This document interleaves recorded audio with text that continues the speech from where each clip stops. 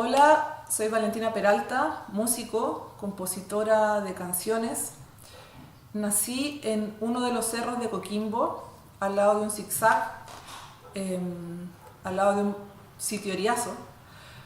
Soy hija de un músico y una escritora, por lo tanto desde niña tuve acceso a la educación artística, posibilidad que cambió completamente mi vida. Mis primeros inicios en la música fueron a través de mi padre y el acercamiento al piano y a diferentes juegos que tenían que ver con acercarme a diversos instrumentos de percusión, de cuerdas, pero todo desde el juego, desde lo cotidiano de nuestra casa. Con mi mamá escribíamos muchos cuentos y poemas. Y luego a los 8 años pude ingresar a la Escuela Experimental de Música Jorge Peñagén, donde ya inicié mis estudios formales de piano y las distintas asignaturas que componen el currículum musical de cualquier niño o niña que ingresa a un conservatorio: teoría, armonía, conjunto, coro, etc. ¿Y por qué les cuento esto? Porque la escuela donde estudié y donde también estudió mi padre es un proyecto muy importante a nivel internacional. Jorge Peñagén fue un pedagogo, compositor, músico, creador de instrumentos, un visionario que luchó por la descentralización de la música en nuestro país. Él retornó a su región para en 1965 fundar la Escuela de Música de La Serena y posteriormente la Escuela de Música de Ovalle, Copiapó y Antofagasta. Él fue quien creó la primera orquesta infantil de nuestro país.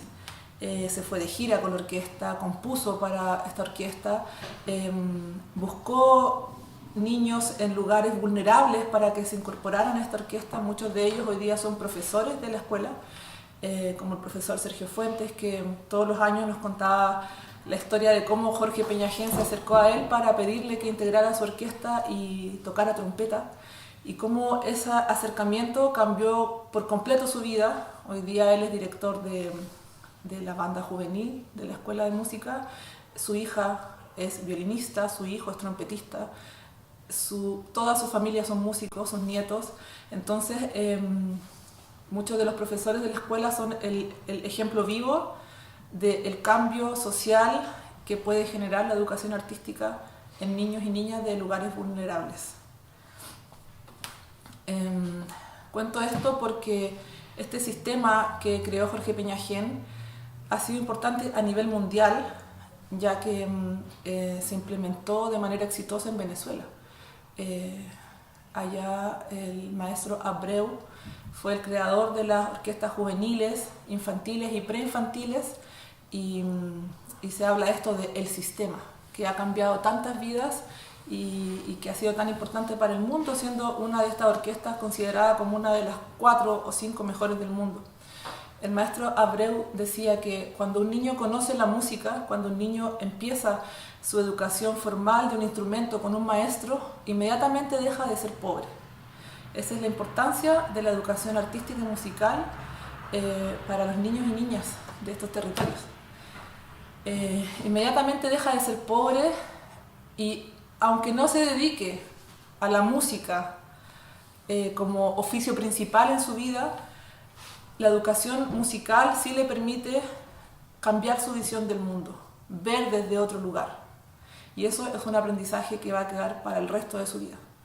La educación musical nos regala muchas cualidades como la generosidad, el compañerismo, la disciplina. Nos enseña a manejar la frustración, nos enseña a mirar y escuchar a nuestros compañeros.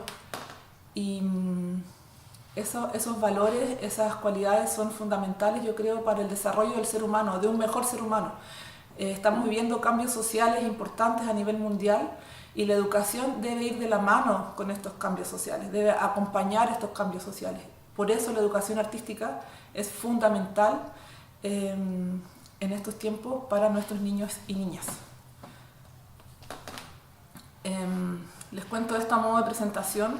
Como les decía, como estudiante de la Escuela Experimental de Música Jorge Peñagén, creo que como mediadores, como personas que enseñamos instrumentos o creatividad, siempre tenemos que nombrar este proyecto de Jorge Peña, también porque representa parte de la historia más triste de nuestro país. Jorge Peñajén fue asesinado por la Caravana de la Muerte, fue perseguido y fue preso, fue torturado. En prisión escribió las últimas de sus obras, que hoy día son ejecutadas por orquestas de niños y por diversos músicos a nivel mundial. Entonces, que este sistema que se estaba implementando en Chile al final sea muy exitoso en Venezuela, nos dice mucho con respecto al rol de la música en los cambios sociales. En el título de esta conversación incluimos la pregunta: ¿cómo suena Latinoamérica? ¿Cómo sonamos en Latinoamérica? Es un tema que me ha convocado este último tiempo, identificar cómo suenan los distintos mapas musicales dependiendo del territorio que estamos habitando. Porque creo que el aprendizaje musical termina siendo significativo cuando un niño o niña transita este mapa. Es decir, la información que aprende en la escuela, en su clase de música, o en el conservatorio, en el aula, con la educación formal, en una pizarra, termina siendo significativo en el trayecto hacia su casa, por ejemplo. Y termina siendo significativo al permearse de las distintas músicas que suenan en su comunidad. Los trayectos son muy importantes. Muchas veces, en mi caso personal, se me ocurrieron melodías o entendí lo que me dijo mi profesor de armonía mientras caminaba hacia algún lugar, pensando, escuchando el entorno.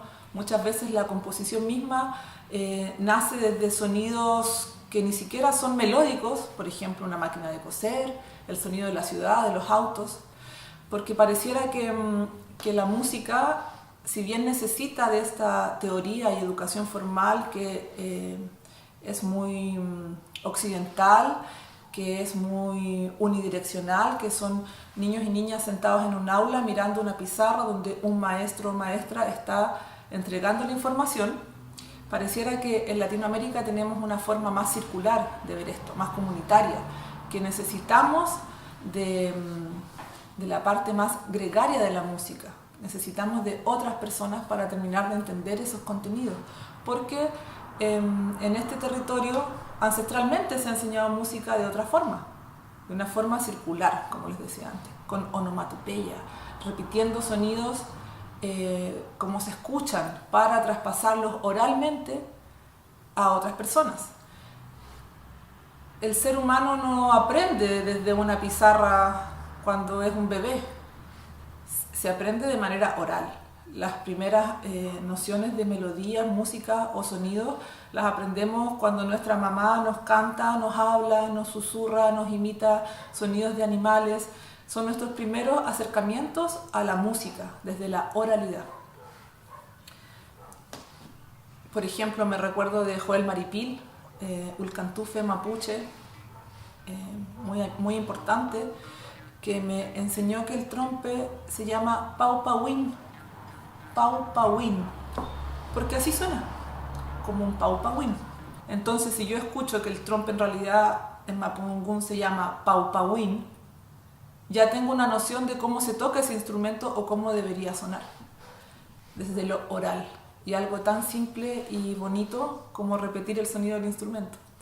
Y lo conversaba con algunos amigos cuando estaba preparando esta conversación, el cruce entre esa oralidad y cómo nos enseñan en el conservatorio, también lo pude vivir desde lo rítmico. Por ejemplo, cuando tuve alguna clase de teoría y me tocaba una prueba de dictado rítmico y tocaban figuras difíciles como un quintillo o un septillo, que era como la parte difícil del dictado, todos ahí estudiando afuera de la sala y entrando de a uno, y se acercó algún compañero y me dijo: el septillo es paralelepípedo y el quintillo elefantito.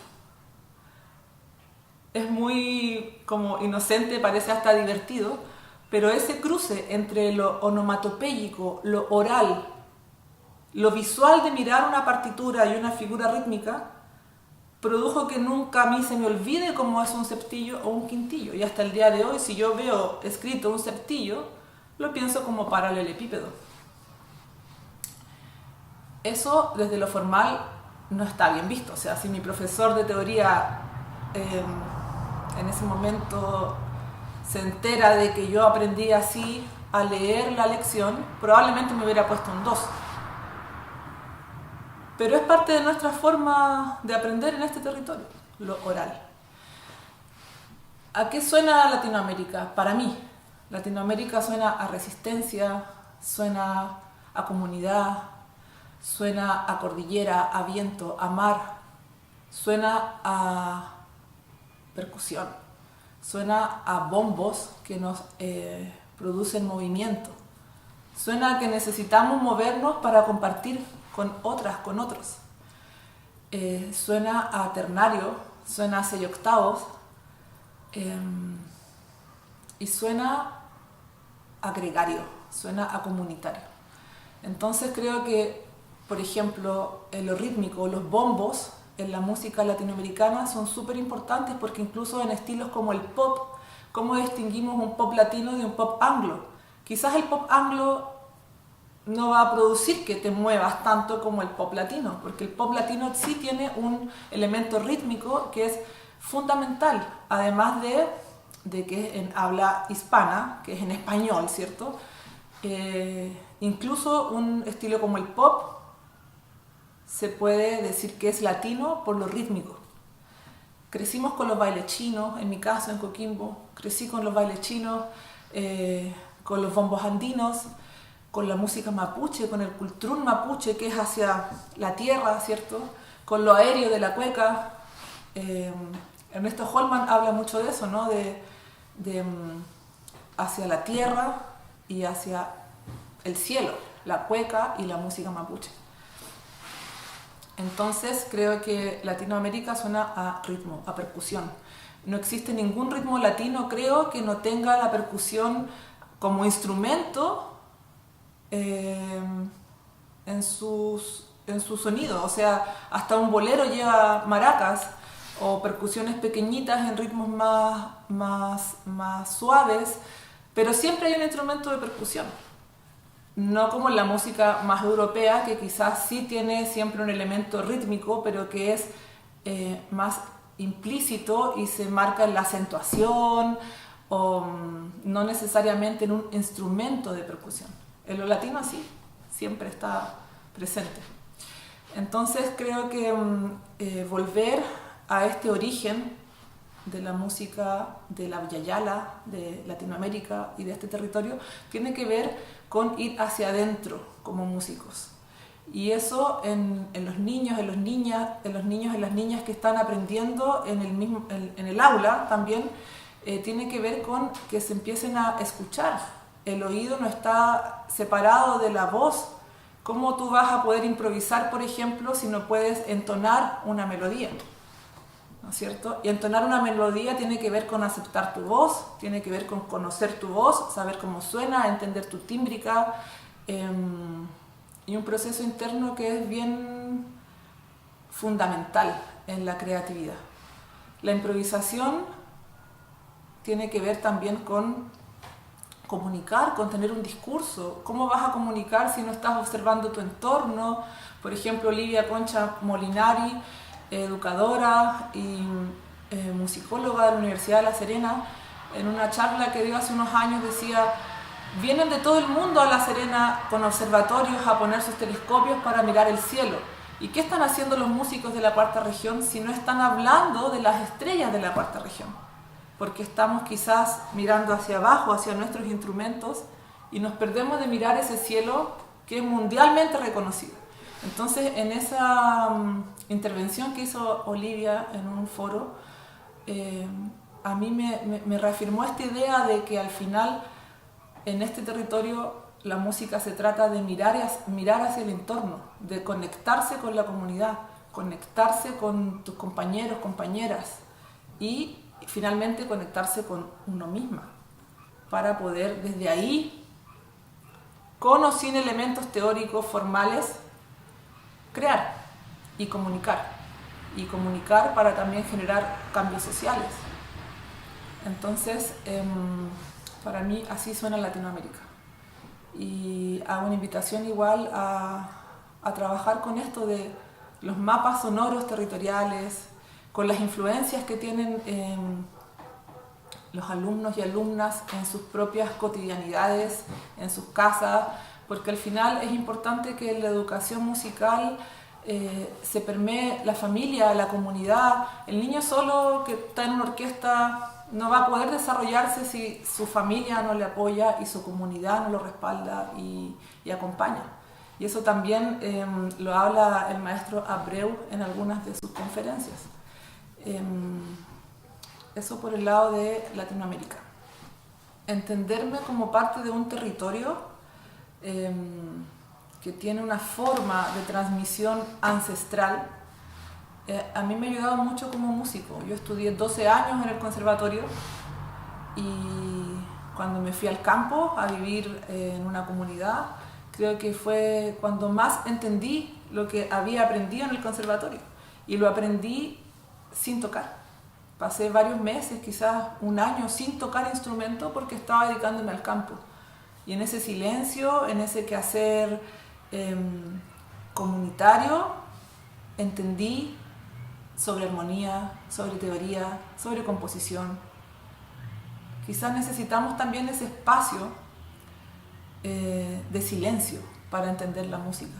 Ese espacio de silencio y de ir hacia adentro, hacia mi propia autobiografía, hacia la historia de mi madre, de mis abuelas, de dónde venían, qué sonaba en esos lugares, qué sonaba cuando yo nací, cuando tenía de 0 a 7 años, qué escuché en ese tiempo. Yo escuché mucho mar, vivía frente al mar y donde yo vivía en Coquimbo se escuchaba el mar desde mi casa porque estábamos a 3 cuadras. Y reconectarme con eso a mí me ha ayudado a poder aplicar todo lo teórico que aprendí en el conservatorio. Y el otro día pensaba en John Coltrane y su disco A Love Supreme, que fue su último disco, donde habla sobre Dios, sobre la conexión con lo espiritual. Una suite, podríamos decir, que tiene mucho de armonía, por supuesto, porque eso él ya lo sabía, pero en su conexión con su propia espiritualidad, él compone esa obra fundamental para la historia de la música.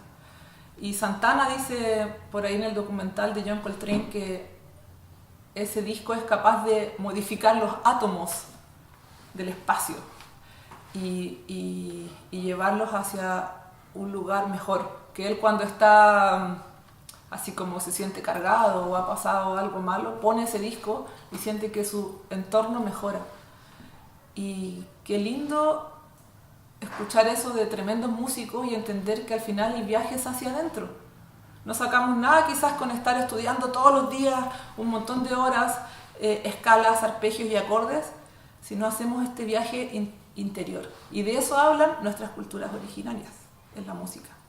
En la música mapuche tiene un rol importantísimo, ceremonial, también de diversión. En algún espacio de una ceremonia hay un ratito donde la música es más para diversión, ¿no? Pero fundamentalmente es ceremonial y tiene que ver con juntar a la comunidad para orar, para agradecer, y ahí está presente la música.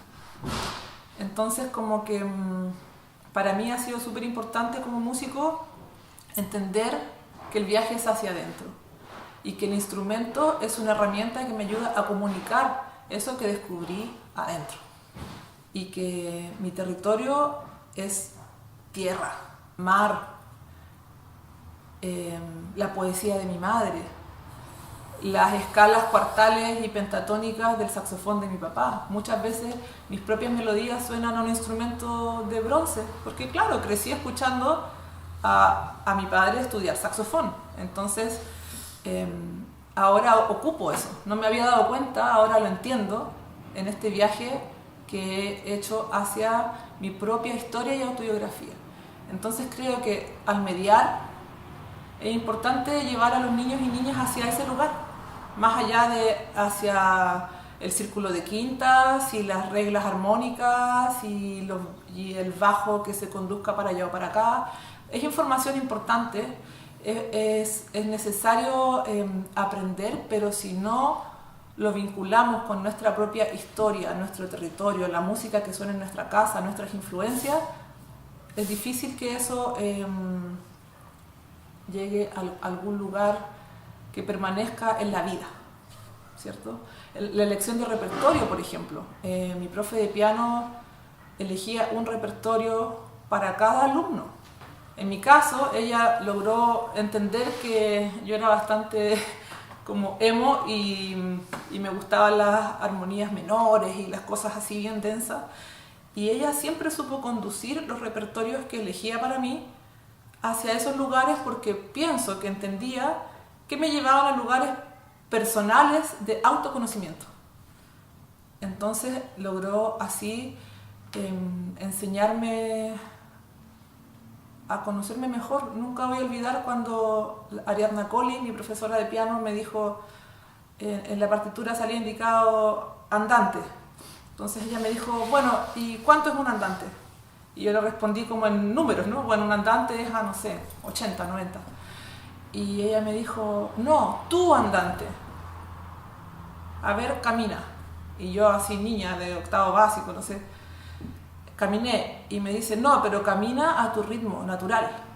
Y me hizo caminar hacia allá en la sala, ese es tu andante.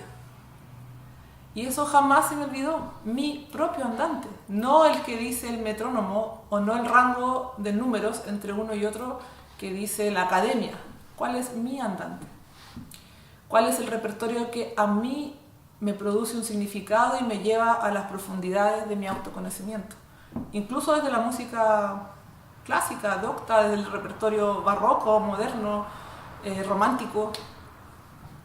Entonces esos aprendizajes son los que a uno nunca se le olvidan y creo que es importante llevar a los niños y niñas hacia ese lugar, hacia conocer el territorio de la Villa Yala, sus propias familias, impregnarse de sus comunidades y empezar a darle valor a su propio entorno, más que querer imponer un conocimiento que viene desde otro territorio, como Europa o el norte, ¿no?